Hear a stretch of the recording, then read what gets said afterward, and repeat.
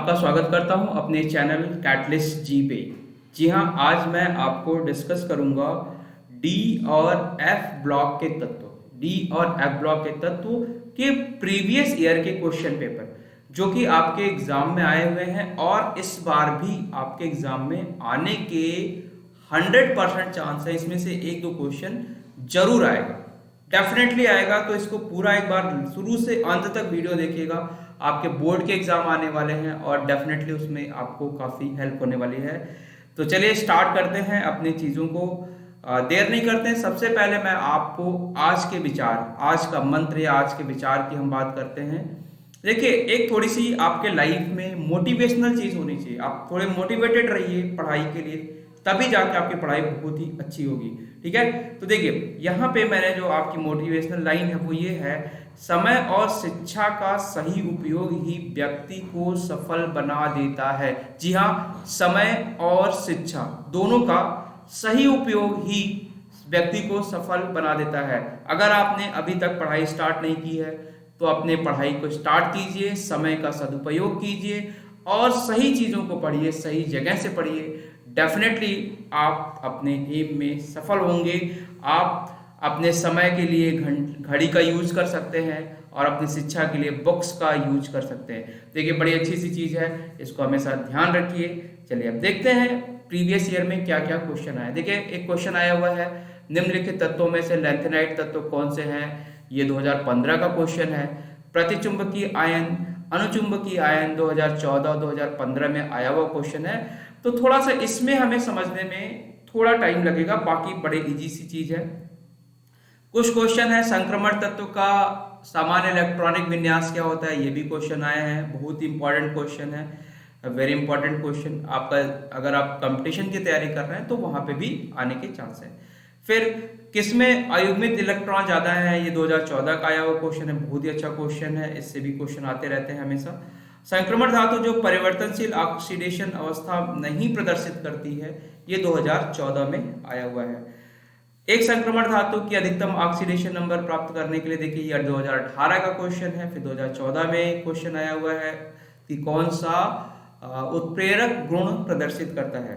तो चलिए देर नहीं करते हैं, स्टार्ट करते हैं अपने टॉपिक को। टॉपिक को स्टार्ट करने से पहले ये मैं आपको थोड़ा सा पीरियोडिक टेबल के बारे में बता रहा हूँ। देखिए, जिस तत्व की बात कर रहे हैं हम, डी और एफ ब्लॉक की तत्व की बात कर रहे हैं, तो ये वाला जो होता है, इधर के जो दो आपकी लाइन दिख रही है, ये वाली लाइन और ये लाइन, ये एस ब्लॉक के एलिमेंट होते हैं, इन्हें बोलते हैं एस ब्लॉक के एलिमेंट। यहां से यहां तक जो होते हैं उसको बोलते हैं पी ब्लॉक के एलिमेंट।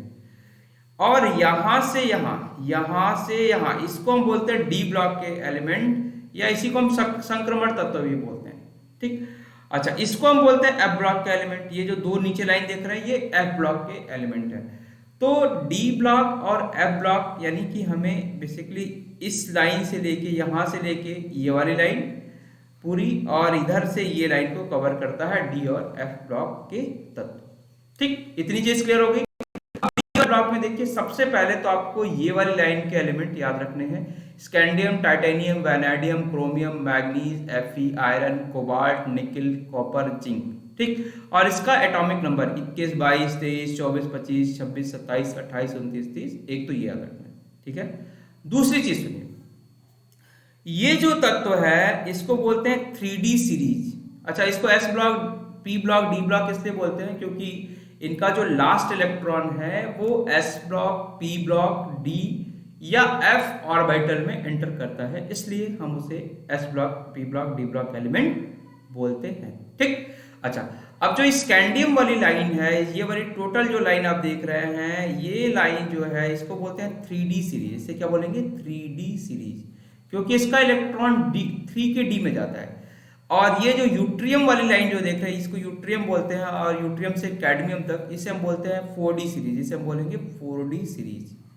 इसके नीचे वाले को हम क्या बोलेंगे? 5D series. ठीक है, तो ये चीजें ध्यान रखिएगा, 3D series, 4D series, 5D series. 3D series, 4D 3D series में तो ये काफी इंपॉर्टेंट है। 4D सीरीज में आपको Ag यानी सिल्वर और कैडमियम के बारे में ज्यादातर पूछा जाता है। ठीक, तो ये थोड़ा एक बेसिक नॉलेज हो गया। और जो लैंथेनाइट सीरीज है, जैसे लैंथेनाइट में लैंथेनम होता है, सीरियम होता है, और यहाँ पे लावरेंशियम होता है, लुटेशियम होता है, ये लुटेशियम है, ये लावरेशियम है। तो ये थोड़ा थोड़ा आपको पता होना चाहिए, बहुत ज्यादा पता करने की भी बहुत ज्यादा जरूरत नहीं है। तो चलिए अब अपने क्वेश्चंस पे आते हैं। निम्न तत्वों में से लैंथेनाइट तत्व कौन सा है? लैंथेनाइट तत्व कौन सा है? 2015 का आया हुआ क्वेश्चन है। लैंथेनाइट तत्व क्या है? सीरियम होता है। देख लीजिए इसको, यहाँ पे मैंने अभी बताया कि नीचे वाला लैंथेनाइट होता है, नीचे वाला लैंथेनाइट सीरीज है, ये इसके नीचे एक्टिनाइट सीरीज है। लैंथेनाइट लैंथेनम से स्टार्ट होता है, एक्टिनाइट एक्टिनियम से स्टार्ट होता है, एक्टिनाइट सीरीज। तो लैंथेनम के बाद देखिए सीरियम लिखा हुआ ना, सीई, ठीक है। फिर इसमें नोबेलियम है, समरेंशियम है, गोल्डेनियम है, टबरेलियम है। तो ये इसका नाम है, बट आप यहाँ देखिए ये सीरियम है। तो आया हुआ क्वेश्चन है, तो इसी पे आप फोकस कीजिएगा कि लैंथेनाइट तत्व कौन सा है। सीरियम आपका लैंथेनाइट तत्व है। चलिए नेक्स्ट क्वेश्चन। निम्नलिखित में से कौन सा तत्व उत्प्रेरकीय गुण प्रदर्शित करता है? 2014 का आया हुआ क्वेश्चन है। Fe जो आयरन है वो आपका उत्प्रेरक गुण प्रदर्शित करता है। तो देखिए जितने भी डी ब्लॉक एलिमेंट हैं, जितने भी डी ब्लॉक एलिमेंट हैं, डी ब्लॉक के जो भी तत्व हैं, वो आपके हमेशा उत्प्रेरक गुण को प्रदर्शित करते हैं। और आयरन जो होता है आपका डी ब्लॉक का एलिमेंट है। देखिए यहाँ पे आयरन है, ये देखिए डी ब्लॉक का है, तो इससे भी आपको आइडिया लग जाएगा। तो आयरन आपका डी ब्लॉक का तत्व है। नेक्स्ट देखिए, संक्रमण धातु की अधिकतम ऑक्सीडेशन अवस्था प्राप्त करने के लिए कौन से इलेक्ट्रॉन मुक्त होते हैं? 2018 का क्वेश्चन है। संक्रमण तत्व का जो ऑक्सीडेशन नंबर होता है, ऑक्सीकरण अवस्था होती है, वो वेरिएबल होती है, यानी परिवर्तित होती रहती है। परिवर्तित होने का एक रीजन यही है कि उसका जो इलेक्ट्रॉन है, उसका इलेक्ट्रॉन, जैसे मैं आपको बोलूं 4s2 और 3d6, 4s2 3d6, अगर मैं इसकी बात करूं तो उस केस में 4s2 3d6 के केस में क्या होगा कि इसमें इसको अगर हम 4 को n ले लें, अगर हम 4 को n ले लें तो 3 को क्या लिखेंगे? 3 को n-1 लिखेंगे। 3 को क्या लिखेंगे? n-1 लिखेंगे। इसको हम ऐसे भी लिख सकते हैं, ठीक है इसको। तो मैक्सिमम ऑक्सीडेशन नंबर प्राप्त करने के लिए उसका ये वाला इलेक्ट्रॉन भी जाना चाहिए और ये वाला भी इलेक्ट्रॉन जाना चाहिए। मतलब ns2 भी जाना चाहिए और n-1 का d भी इलेक्ट्रॉन पार्टिसिपेट करे, तब जाके वो मैक्सिमम यानी अधिकतम ऑक्सीडेशन नंबर को प्राप्त कर सकता है। तो इसका आंसर क्या होगा? डी।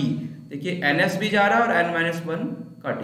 ये n प्लस नहीं होता है, ये हो सकता है, लेकिन इसमें s को छोड़ दिया है, इसलिए आप इससे नहीं करेंगे। तो डी ही इसका करेक्ट आंसर होगा।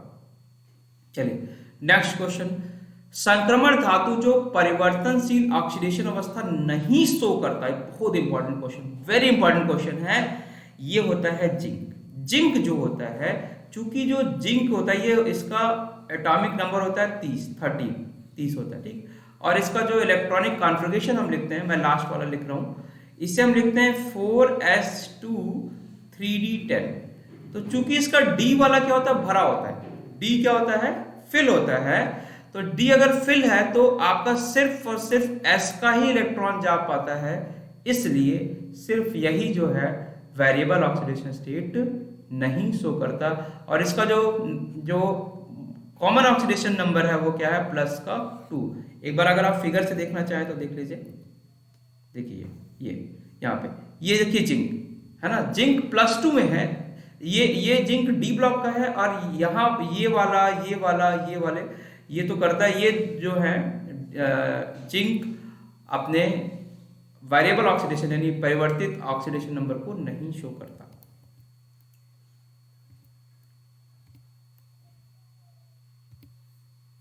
देखिए आयन जिसमें सबसे अधिक अयुग्मित इलेक्ट्रॉन है, ये कैसे करेंगे? इसके लिए आपको इसका एटॉमिक नंबर पता होना चाहिए। जैसे आयरन का एटॉमिक नंबर होता है 26।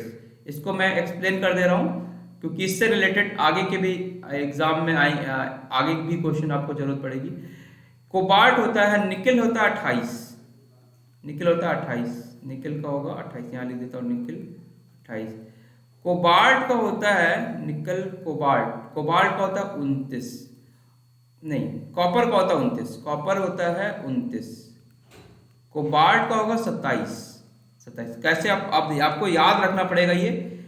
देखिए यहाँ पे निकिल का है 28, कोबाल्ट का है 27, कॉपर का है 29 और जिंक का है 30। तो ये लिखा हुआ है ना। तो एक बार मैं सारी चीज को जिंक का भी लिख देता हूँ क्योंकि आपको वहां की भी जरूरत पड़ेगी। ठीक, जिंक को लिख देता हूँ। जिंक जिंक होता है आपका 30। तो 26, 27, 28, 29, 30 ये याद रखिएगा। आयरन 26, कोबाल्ट 27, निकिल का 28 एटॉमिक नंबर है, परमाणु क्रमांक, कॉपर का 29 और जिंक का 30 है। इसका जब इलेक्ट्रॉनिक कॉन्फ़िगरेशन आप करेंगे तो इसको लिखेंगे 3d6 4s2। इसमें 7 है तो इसको लिख लीजिए 3d7 4s2। ये लास्ट का मैं बता रहा हूं, आप उसके पहले 1s2 2s2 करेंगे। 28 है तो इसको लिखेंगे 3d का 8 4s2। 29 है 3d, यहां पे इसका एक्सेप्शन होता है 3d10 और 4s1 होता है, और यहां पे 3d10 4s2। ये इसका इलेक्ट्रॉनिक कॉन्फ़िगरेशन है नॉर्मल से। इतने में आपका काम चल जाएगा। अच्छा, अब ये कह रहा है कि आयरन से 3 इलेक्ट्रॉन निकाल दीजिए। तो 3 इलेक्ट्रॉन जो निकालेंगे, 2 यहां से निकालेंगे और 1 यहां से निकालेंगे। तो 3 निकालने पे 2 यहां से निकाल दिए और 1 यहां से निकाल दिए। तो अब इसमें कितने इलेक्ट्रॉन बचे? इसमें कितने इलेक्ट्रॉन बचे? इसमें बच गए 5 इलेक्ट्रॉन। इसमें बच गए 5 इलेक्ट्रॉन। तो देखिए अब 5 इलेक्ट्रॉन बच गए तो अब इसको डी वाले में आपको फिल करना होता है। डी वाले में, अब डी में होता है 5 ऑर्बिटल होता है, 1 2 3 4 5, 5 ऐसे खाने बने होते हैं डी में। तो डी में अब 5 इलेक्ट्रॉन भरना है। तो पहला इलेक्ट्रॉन यहाँ आ गया, दूसरा यहाँ आ गया, तीसरा यहाँ आ गया, चौथा यहाँ आ गया, पांचवा। तो इसी में सबसे ज्यादा अयुग्मित इलेक्ट्रॉन है। तो आंसर हो जाएगा ये Fe+3। अच्छा, अगर आप चेक करना चाहते हैं कि कोबाल्ट के साथ कैसे है, तो देखिए कोबाल्ट का भी +3 है। यहाँ 3 इलेक्ट्रॉन ले जाएंगे तो 2 यहां से निकला और 1 यहां से निकल गया। अब इसके आउटर मोस्ट में बचे कितने? 6 इलेक्ट्रॉन। तो 6 को अगर आप फिल करेंगे तो देखिए कैसे फिल करेंगे।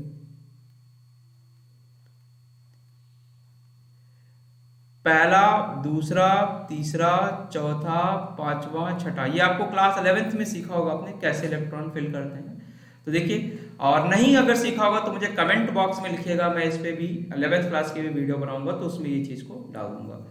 तो देखिए अब इसमें कितना युग्मित इलेक्ट्रॉन हो गए? 1 2 3 4, यहाँ पे 4 हुए और इसमें कितने हुए? 5 हुए। तो सबसे ज्यादा इसी में हुए। तो ऐसे करके आपको चेक करना होगा। जैसे निकिल का 28 है, देखिए निकिल +2 में है, तो 2 इलेक्ट्रॉन यहां से हटा दीजिए, 8 इलेक्ट्रॉन आ गए। तो निकिल में भी आपको ऐसे ही करना पड़ेगा, 1 2 3 4 5, 1 2 3 4 5 6 7 8। तो कितने अयुग्मित इलेक्ट्रॉन हो गए? 2 हो गए। ऐसे फिर कॉपर का कर लीजिए, फिर ऐसे जिंक का कर लीजिए। कॉपर में 2 है तो देखिए 1 यहां से गया और 1 यहां से गया, 10। हमेशा इलेक्ट्रॉन बाहर वाले से जाता है, अंदर वाले से नहीं। हमेशा इलेक्ट्रॉन बाहर वाले से जाता है। भरते समय भले हम अंदर वाले को बाद में भरें, भरते समय अलग सा रूल चलता है। तो देखिए यहाँ पे आपका क्या हो जाएगा, 9 हो जाएंगे। तो यहाँ पे अगर मैं कॉपर की बात करूँ तो कॉपर का भी बना लीजिए। 9 कैसे भरेंगे आप? 1 2 3 4 5, 1 2 3 4 5 6 7 8 9। अब देखिए इसमें एक ही अनपेयर्ड इलेक्ट्रॉन बच गया, एक ही अयुग्मित इलेक्ट्रॉन बच गया। तो सबसे ज्यादा अयुग्मित इलेक्ट्रॉन कहाँ दिख रहा है आपको? आयरन में दिख रहा है। क्लियर है? चलिए अब देखिए, अब इसमें से प्रतिचुंबकी और अनुचुंबकी आयन की बात कर रहा है। अनुचुंबकी और प्रतिचुंबकी को एक इंग्लिश में बोलते हैं, इसे प्रतिचुंबकी को डाई मैग्नेटिक बोलते हैं, डाई मैग्नेटिक।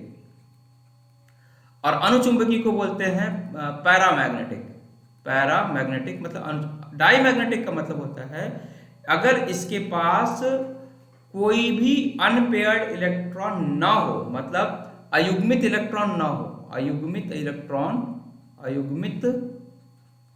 इलेक्ट्रॉन ना हो तो हम उसे बोलेंगे डायमैग्नेटिक। और अगर अयुग्मित इलेक्ट्रॉन हो तो उसे हम बोलेंगे पैरामैग्नेटिक या अनुचुंबकीय बोलेंगे। ठीक, तो अभी प्रतिचुंबकी में देखिए जिंक +2 लिखा हुआ है। तो अभी मैंने थोड़ी देर पहले आपको जिंक +2 का यहाँ दिखाया, जिंक +2 जिंक +2 जिंक +2 का यहाँ से भर देता हूं मैं, देख लीजिए इसे, जिंक +2। जिंक प्लस टू में क्या करेंगे, ये 2 गायब हो जाएगा, 10 बचेगा। 10 बचेगा तो देखिए यहाँ पे जिंक वाले में सभी में 2-2 इलेक्ट्रॉन आ जाएगा, जिंक वाले में सभी में 2-2 इलेक्ट्रॉन आ जाएगा। तो मैं यहाँ सीधे कर देता हूँ, आपने पीछे मैंने बता रखा है इसको। तो जिंक को जब आप भरेंगे तो 1 2 3 4 5, ये 5 ही ऑर्बिटल होते हैं इसमें, ये ध्यान रखिएगा। तो 10 इलेक्ट्रॉन इसमें आपने भर दिया, 10 इलेक्ट्रॉन भर दिया, तो एक भी इसमें क्या है, अब इसमें कोई भी अयुग्मित इलेक्ट्रॉन नहीं है, इसलिए ये क्या हो जाएगा, प्रतिचुंबकीय। अब निकिल का आप देखना चाहते हैं तो निकिल को देख लीजिए, निकिल को पीछे भरा आपने, निकिल प्लस टू में ये वाला है निकिल प्लस टू। देखिए इसमें 2 अयुग्मित इलेक्ट्रॉन है, निकिल प्लस टू, तो इसका मतलब ये नहीं हो पाएगा। ठीक, कॉपर प्लस टू की बात करें, कॉपर प्लस टू में देखिए, कॉपर प्लस टू में आपने यहाँ पे 1 इलेक्ट्रॉन यहाँ से निकाला, 1 इलेक्ट्रॉन यहाँ से, तो 1 अयुग्मित इलेक्ट्रॉन बच गया था, तो कॉपर प्लस टू भी नहीं हो पाएगा। ऐसे Fe का भी देख लीजिए, तो इस तरह से आपको आइडिया लग जाएगा कि प्रतिचुंबकी अनुचुंबकी क्या है। उसमें सिर्फ इतना ही करना है कि इसमें अयुग्मित इलेक्ट्रॉन नहीं होगा तो प्रतिचुंबकी, होगा तो अनुचुंबकी। अगला क्वेश्चन आपका अनुचुंबकी से ही है। अब जरा ये क्वेश्चन आप अपने से करें, क्योंकि मैंने कॉन्सेप्ट आपको बता दिया है। ठीक, तो जिंक में प्लस टू में, इसमें अभी आपने किया, इसमें एक भी अयुग्मित इलेक्ट्रॉन नहीं होता, सारे पेयर्ड इलेक्ट्रॉन होते हैं, सभी 2 2 4 2 6 2 8 2 10 इलेक्ट्रॉन होते हैं, सभी ऐसे आता है ना। अब निकल का देख लीजिए, निकल प्लस टू का मैंने यहाँ बनाया, देखिए जरा यहाँ पे nickel plus two, 1 2 3 nickel plus two, ये निकल प्लस टू में देखिए 2 अयुग्मित इलेक्ट्रॉन मिल रहे हैं, इसका मतलब निकल प्लस टू आंसर हो जाएगा। निकल प्लस टू में 2 अयुग्मित इलेक्ट्रॉन मिल रहे हैं, इसी का आंसर हो जाएगा, है ना। अब जैसे कॉपर प्लस वन का देख लीजिए, कॉपर प्लस वन, अब कॉपर प्लस वन में यहाँ पे 2 लिखा हुआ है, तो कॉपर में 1 निकालेंगे तो यही वाला इलेक्ट्रॉन जाएगा, फिर से उसका अगर भरेंगे तो ये इलेक्ट्रॉन यहाँ भर जाएगा, 10 इलेक्ट्रॉन हो जाएंगे कॉपर में। तो इसलिए कॉपर में भी, कॉपर वाला भी आंसर नहीं होगा, सॉरी आगे, ठीक है, कॉपर वाला भी ये था ना, हाँ, कॉपर वाला भी नहीं होगा। ऐसे ही Ag का भी नहीं होगा, क्योंकि Ag जो है वो कॉपर के जस्ट नीचे है, तो उसी के तरह इलेक्ट्रॉनिक कॉन्फ़िगरेशन चलता है। जैसे कॉपर में चलेगा 3d10 4s1, तो इसमें चलेगा 4d10 5s1, ये होता है इसका इलेक्ट्रॉनिक कॉन्फ़िगरेशन। जैसे मैंने आपको यहाँ पहले बताया था, जरा इलेक्ट्रॉनिक कॉन्फ़िगरेशन देख लीजिए। देखिए कॉपर के नीचे ही Ag है, तो उसका इलेक्ट्रॉनिक कॉन्फ़िगरेशन उसी के जैसा चलेगा, उसका इलेक्ट्रॉनिक कॉन्फ़िगरेशन उसी के जैसा चलेगा। फर्क सिर्फ इतना होगा कि ये 3d सीरीज है, ये 4d सीरीज है, तो इसका लास्ट इलेक्ट्रॉन इसमें 3d में जाएगा, तो वहां पे 4d में चला जाएगा। चलिए, संक्रमण का इलेक्ट्रॉनिक कॉन्फ़िगरेशन क्या है, मैंने अभी बताया आपको कि संक्रमण तत्व में लास्ट इलेक्ट्रॉन n-1 के d में जाता है, तो n-1 के d में देखिए n-1 का d सब तीनों जगह, चारों जगह लिखा हुआ है। अब d में आपके जो इलेक्ट्रॉन होते हैं वो 1 से लेके 10 तक कुछ भी हो सकते हैं, और s में जो इलेक्ट्रॉन हो सकते हैं वो 1 से लेके 2 तक कुछ भी हो सकते हैं। क्यों? क्योंकि d में 5 ऑर्बिटल होते हैं और s में एक ही ऑर्बिटल होता है, और एक ऑर्बिटल में मैक्सिमम 2 इलेक्ट्रॉन हो सकता है। तो s वाले की बात करेंगे तो 2, और d वाले की बात करेंगे तो 10। s वाले की बात करेंगे तो 2 और d की बात करेंगे तो 10। तो देखिए अब यहां से देखिए, अब यहां से n- ये तो देखिए ठीक लग रहा है, हाँ s में 1 से 2 और n-1 d में 1 से 10, हाँ ये वाला ही आंसर होगा आपका। संक्रमण तत्व का इलेक्ट्रॉनिक कॉन्फ़िगरेशन n-1 d 1 से 10 और ns 1 to 2। यहाँ पे देखिए ये सिर्फ 2 लिख दिया है, इसलिए ये गलत हो गया, सिर्फ 2 लिखने की वजह से गलत हुआ। इसमें सिर्फ 1 लिख दिया इसलिए गलत हो गया, इसमें 0 लिख दिया इसलिए गलत हो गया। तो ध्यान रखिएगा कि संक्रमण तत्व का इलेक्ट्रॉनिक कॉन्फ़िगरेशन में d में भी जाएगा, s में भी जाएगा, d में 1 से 10 तक जाएगा और s में 1 से 2 तक जाएगा। 3d सीरीज का तत्व है।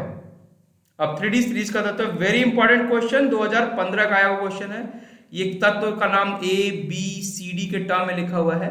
आपको 37, ये एटॉमिक नंबर यानी परमाणु क्रमांक लिखा है, 37 47 57 30। तो देखिए ये 47 होगा, क्योंकि ये Ag का होता है। ये किसका होता है? सिल्वर का होता है। आप इसको देखेंगे कैसे, यहां समझ लीजिए। शुरू में मैंने बताया कि ये वाली जो सीरीज है वो क्या है, 3D, ये क्या है 4D, ये है 5D। तो 3D में आइए आप यहाँ जरा, एक दो देखिए, 41 है, 42 है, 43 है, 44 है, 45 है, 46 है, 47। 47 किसका है? Ag का। तो 4D सीरीज में क्या आ गया? Ag आ गया। तो ये थोड़ा सा आपको आइडिया रखना पड़ेगा, तभी जाके आप कर पाएंगे। और हालांकि जितने क्वेश्चन करा रहा हूं उसी में से एक का क्वेश्चन आ जाएगा, ठीक है, तो घबराने की जरूरत नहीं है।